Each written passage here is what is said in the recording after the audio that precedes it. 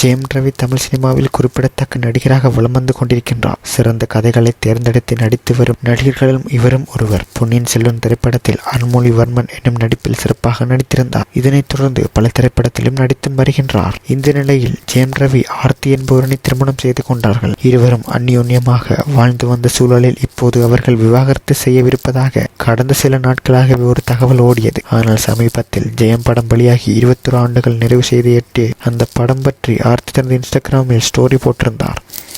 அதே சமயம் ஜெயம் ரவியுடன் தான் இருக்கும் புகைப்படங்களையும் இன்ஸ்டாகிராமில் இருந்தும் நீக்கியுள்ளார். சூழல் இப்படி இருக்க ஜெயம் ரவி ஆர்த்திக்கு இடையே வந்த பிரச்சனைக்கு காரணம் 25 கோடி ரூபாய் தான் என்றும் சொல்லப்பட்டது. அதாவது சைரன் படத்தின் ஜெயம் ரவியின் மாமியார் சுஜாதா தயாரித்திருந்தார். அடுத்ததாக அவர் ஜெயம் ரவியினை வைத்து பாண்டியராஜ் இயக்கத்தில் ஒரு படத்தினை தயாரிக்க திட்டமிருந்ததாகவும் அந்த படத்திற்கு ஜெயம் ரவி 25 கோடி ரூபாய் சம்பளம் கேட்டதாக அதற்கு சுஜாதா முடியாது என்று சொன்னது தான் சண்டைக்கான ஆரம்ப புள்ளி என்றும் விசேஷிக்கப்பட்டது. இந்த நிலையில் பத்திரிகையாளர் சபிதா ஜோசப் இந்த விவகாரம் குறித்த ஒரு வீடியோவில் பேசியிருக்கின்றார். அவர் பேசுகையில் ஜெயம் ரவியின் மாமியார் சுஜாதா வீட்டில் சங்கர் என்ற ஒருவர் இருக்கின்றார். அவர் சுஜாதாவின் வளர்ப்பு மகன். அவர்தான் தயாரிப்பு பணிகளை முழுமையாக கவனித்துக் கொள்கின்றார். ஒரு கட்டத்தில் சங்கருக்கும் ரவிக்கும் இடையே கருத்து வேறுபாடு ஏற்பட்டது. சங்கர் சொல்லதைத்தான் ரவி கேட்க வேண்டும் என்று சுஜாதா அறிவித்திருந்தார். ஆனால் ரவி மறுத்து விட்டார். அந்த சமீபத்தில் தான் ஜெயம் ரவியின் ஈகோ வெளியே வந்து விட்டது. அந்த கோபத்தை ஆர்த்தி மீது காட்டியதால் தான் இப்போது விவாகரத்து வரை வந்திருக்கின்றது என்றார்.